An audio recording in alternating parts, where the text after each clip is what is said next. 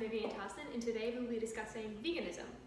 As of March of 2020, about 3% of the population of America was vegan, according to Vegan News Now. And this shows about a 300% increase of people who are vegan over the past 15 years. But why? What makes this lifestyle so appealing? Perhaps the population has begun to see the numerous health benefits of the diet. I mean, can you blame them? It seems almost too good to be true. A wonder diet, if you will.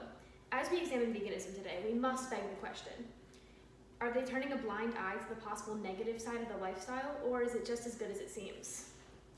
To begin, we must understand not only the history of veganism, but also what kind of people support the lifestyle. What are the health and personal benefits of veganism, and can they outweigh the downsides of such a drastic change? Veganism was initially established in England in 1944, but has continued to spread and evolve since that time. In fact, shortly following its establishment, a woman named Eva Batt became vegan, and for over 30 years, she made massive contributions to the vegan community in forms of speeches, recipes, and most famously, writing her book, Why Veganism, in the year of 1964.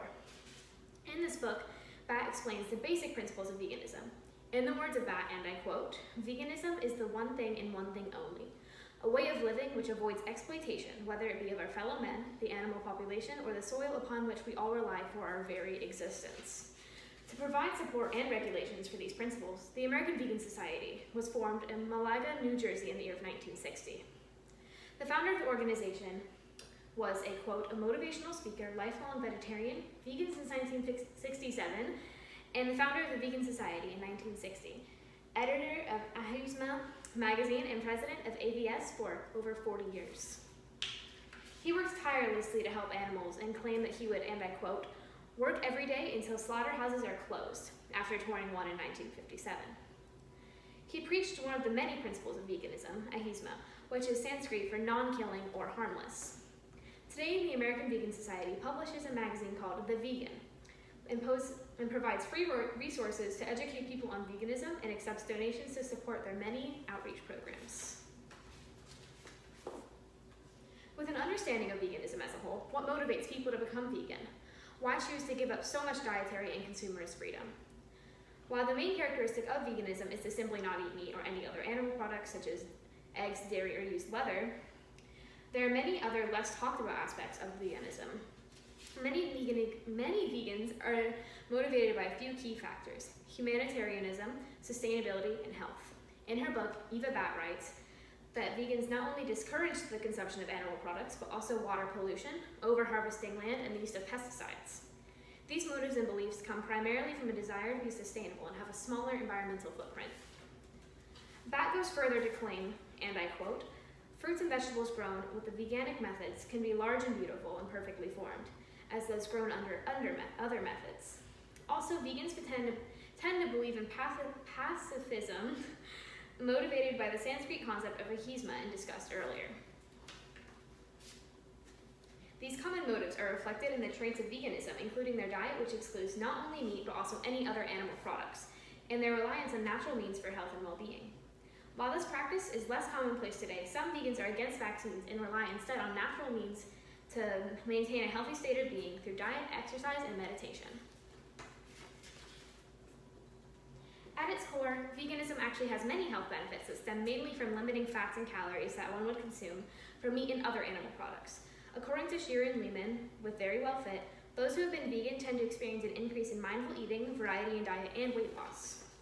Mindful eating is an especially notable benefit of veganism, as it is highly encouraged by dietitians when clients want to lose weight. Lehman wrote, and I quote, "mindful eating practices are associated with a healthier relationship with food and have been used in some weight loss interventions. While veganism and mindful eating are different, veganism requires one to be aware of what they are eating, so mindful eating is actually a natural part of the diet." Weight loss is also a common benefit of veganism. Meat and animal products are often higher in calories and fat than their plant-based alternatives. While not all vegan substitutes are inherently healthy, many vegans do experience weight loss.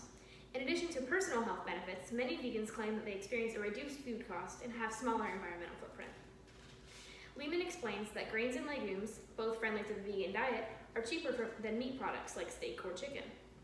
Furthermore, when dining at restaurants, vegetarian and vegan options are typically far cheaper than the other items in the menu, and it is undeniable that being vegan also leaves a smaller environmental footprint. Lucian Cross writes, and I quote, "No animals are killed or harmed directly for vegan foods. This removes the need for massive slaughterhouses and animal welfare abuses on factory or boutique farms. Considering that this is the primary goal of veganism, but also many humanitarians, it is enough to encourage many people to become vegan." While veganism has its many perks, there are also considerable downsides that can come from cutting off so many food groups. If the animal products are not properly substituted, vegans can fall victim to many health problems. Today, most of the population does not choose to be vegan, and this is reflected in many restaurants' menus. Since the vegan population is so small, menu options for vegans are still very limited. This can make it difficult to eat out and can also be very socially isolating. Additionally, Cross writes that, quote, "Many cultural events and holidays involve meat. It can be hard to swallow the idea of having a turkeyless Thanksgiving or a burgerless Independence Day. Some people are discouraged due to the social limitations that the diet causes." In addition to difficulty eating out, some vegans find it hard to obtain all of the nutrients that their bodies need. Lehman writes that, "Researchers have found that vegan diets are generally lacking in calcium required for bone formation, muscle contraction, and any other essential functions. Problems like these can be solved by taking supplements, but the cause of many vitamins that can definitely pile up. Due to the possibility of nutritional deficiency, veganism is often not suggested for many people with health problems." All in all, it can be understood that the vegan diet can come from a place of wanting to ensure animal rights and reduce environmental footprints that humans have left behind. This is done through reducing the consumption of animal products as well as pollution and the use of pesticides on crops. The vegan diet could possibly bring many positive results, such as weight loss, mindfulness, and even just a feeling of knowing that you are helping. However, there are considerable downsides to the diet, such as social isolation and the possible nutritional deficiencies from cutting out animal products. The vegan diet is not for everyone, but it has made a considerable impact on both vegans and the world we all live in.